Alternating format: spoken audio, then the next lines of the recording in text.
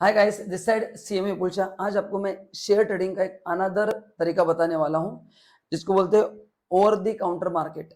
आप जो share trading करते हैं वो लिस्टेड शेयर्स का होता है। ये जो ट्रेडिंग है ये अनलिस्टेड शेयर्स का है। इसका एक अलग मार्केट होता है जिसका नाम है ओवर द काउंटर मार्केट।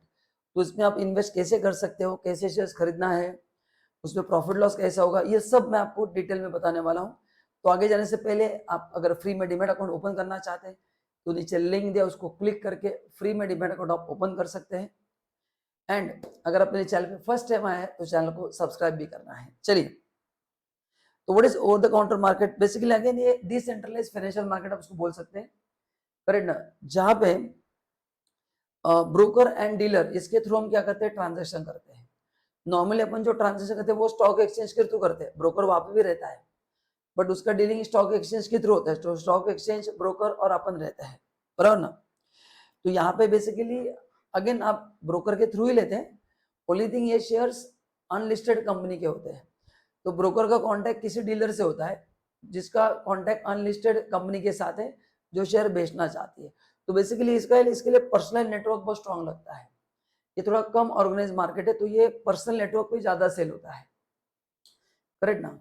ऐसा है। बट ये नास्डैक, न्यूयॉर्क स्टॉक एक्सचेंज पे एप्लीकेबल नहीं है, बट ये अपने यहाँ पे ऐसा होता है। तो नाउ ओटीसी मार्केट बेसिकली क्या होता है कि काफी सारे कंपनीज ऐसे होते हैं कि जो लिस्टिंग की रिक्वायरमेंट मीट नहीं कर सकते, बट उनको बिजनेस ग्रो करने के लिए पैसा तो चाहिए। काफी बार ऐसे होते हैं कि लिस्टिंग की फीस बहुत ज्यादा होती है, सेबी के कंप्लायंस बढ़ जाते हैं, बहुत सारे एक्ट के कंप्लायंस बढ़ जाते हैं, तो कंपनी बोलती है अपने को कंप्लायंस नहीं बढ़ाना है, तो इसके लिए भी वो अनलिस्टेड मार्केट में शेयर बेचती है। तो ये मोस्टली ऐसे कंपनी के लिए ज्यादा ये बेनिफिशियल है कि जो लिस्टिंग वगैरह नहीं कर सकते हैं। तो बेसिकली इसमें होता क्या है, as compare to normal stock market ये थोड़ा लेस ऑर्गेनाइज रहता है। Normal stock market is control by SEBI and everything is there, so वहां पे ट्रांसपेरेंसी थोड़ा ज्यादा रहता है, करेक्ट ना? तो ये लाइक ट्रेडिशनल स्टॉक एक्सचेंज है जहाँ पे ब्रोकर एंड डीलर उसके प्राइजेस कोट करते हैं आपको। एंड अगर आपको खरीदना है तो खरीद सकते हैं, बेचना है तो बेच सकते हैं। तो कोई ब्रोकर है वो खरीदेगा और किसी को बेचेगा, तो ब्रोकर आपको प्राइस देगा कि मैं आपको इतने में दे सकता हूँ। स्टॉक एक्सचेंज में आप मार्केट प्राइस देख के डिसाइड करते हैं। यहाँ पे आपको ब्रोकर को पूछना पड़ता है कि ये शेयर्स खरीदने तो कितने में आएगा, फिर वो बताता है। तो अगर आपको उसका रेट पसंद है तो आप खरीद भी सकते हैं या बेच भी सकते हैं, करेक्ट ना? तो इसके लिए उनके खुद के ब्रोकरेज अकाउंट से आपको खरीदना पड़ता है। यहाँ पे कोई there is no BSC and there is no NSC, ठीक है? तो इसलिए इसमें लिक्विडिटी थोड़ा ज्यादा रहता है, नॉर्मल में भी रहता है। इसमें क्या है, जो डीलर है, जो ब्रोकर रजिस्टर पे वही शेयर खरीदता है वही शेयर बेचता है, तो there is no stock exchange involve. तो वो कभी भी खरीद सकता है आपके शेयर, कभी भी बेच सकता है। तो ऐसा बोलते हैं कि इसमें लिक्विडिटी बेटर होता है, ठीक है? नाउ अब इसमें रिस्क क्या क्या है?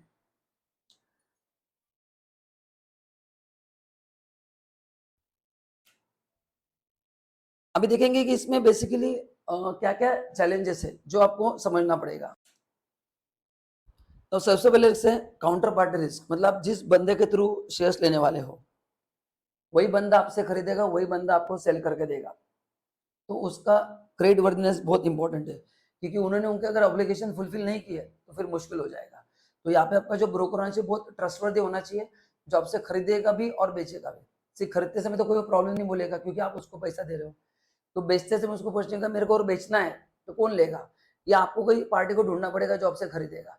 सो दैट चैलेंज इज देयर, जो नॉर्मल स्टॉक एक्सचेंज में नहीं है, क्योंकि इतना बड़ा मार्केट है, कोई भी खरीद सकता है। Second, lack of transparency. So what is transparency? Basically rate. वो जो रेट होगा, सी नॉर्मल स्टॉक मार्केट में रेट दिखता है, मार्केट फोर्सेस डिफाइन करते हैं, उसको कोई इन्फ्लुएंस नहीं कर सकता टू सर्टेन एक्सटेंट। वो भी जो होता है but still in general level पे मुश्किल होता है। यहाँ पे कोई उसका लिस्टिंग नहीं है कंपनी का, we don't know the valuation, we don't know the anything about the company. तो ये जो प्राइस रहता है जिसके आप खरीदते हो या बेचते हो, वो कितना सही है पता नहीं, बीच में जो बंदा है वो कितना मार्जिन आपसे ले रहा है आपको, क्योंकि वो उनके अकाउंट पे सेल होता है। तो ये सबसे बड़ा प्रॉब्लम है। कंपनी का वॉल्यूम कितना हो रहा है वो नहीं पता, रियल प्राइस क्या है वो नहीं पता, ट्रेड कैसे हो रहा है वो नहीं पता। तो ये इंफॉर्मेशन एक्सेस करना मुश्किल हो जाता है। एंड जो वन मोर रिस्क है वो है रेगुलेटरी रिस्क, क्योंकि यहाँ पे it is not control as such जितना सेबी का स्टॉक एक्सचेंज में ध्यान रहता है, दीज आर द प्राइवेट। तो यहाँ पे मैनिपुलेशन, फ्रॉडलेंट प्रैक्टिस होना बहुत पॉसिबल है। एंड स्पेसिफिकली अगर आपको उस कंपनी का नॉलेज नहीं है, आप भरोसे पे खरीद लोगे एंड बाद में कुछ उसमें झोल होगा जो अभी नहीं समझ में आएगा, बाद में समझ में आएगा, तो ये होता है। लिस्टेड कंपनी में कैसे ऐसा कुछ फ्रॉड हुआ तो इमीडिएटली पता चलता है, क्योंकि उसका स्टडी हजारों लाखों लोग करते हैं। अनलिस्टेड का स्पेसिफिक इन्वेस्ट होता है तो उसका थोड़ा स्कोप कम हो जाता है, क्योंकि यहाँ पे जो खरीदार है बेचदार है वो एक ही नेटवर्क के होते हैं और ये पूरा गेम ट्रस्ट पे चलता है, because there is no as such regulated market. तो ये 3 सबसे बड़े रिस्क है। देन प्राइस वॉलेटिलिटी, क्योंकि there is no liquidity and there is no transparency, correct ना। लैक ऑफ लिक्विडिटी मतलब क्यों, वो खरीदेगा वही और बेचेगा वही, ये आपको किसी को ढूंढना पड़ेगा। So if I have to find the buyer then it takes time.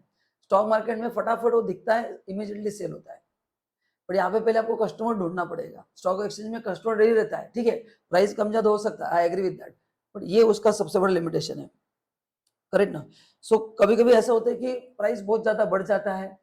अब इसमें होता है क्या, देखो लिमिटेड नंबर ऑफ पीपल होते हैं, तो प्राइस में एकदम बढ़ भी सकता है, एकदम कम भी हो सकता है, तो ये एक्सट्रीम चीजें होती है because number of people are less.